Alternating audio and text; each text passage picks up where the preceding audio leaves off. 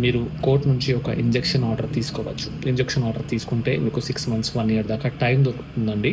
అందరికీ నమస్కారం అండి. నేను మీ అడ్వకేట్ అలీ.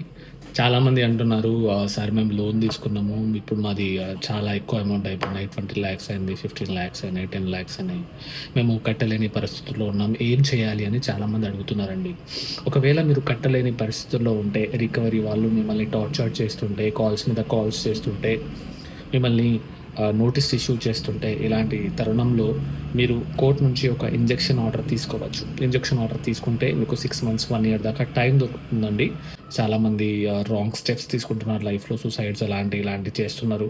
ఇలా చేయకండి. మీరు కోర్ట్ త్రూ ఒక లీగల్ ఆర్డర్ తీసుకొని మీరు సేఫ్‌గా ఉండొచ్చండి.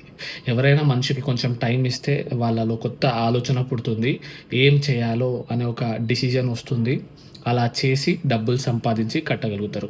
అదే మనిషి మీద ప్రెషర్ కట్టాలి, నువ్వు కట్టాలి, నువ్వు కట్టాలి అంటే మనిషికి ఆలోచన రాదు. టెన్షన్ పెరిగిపోతుంది.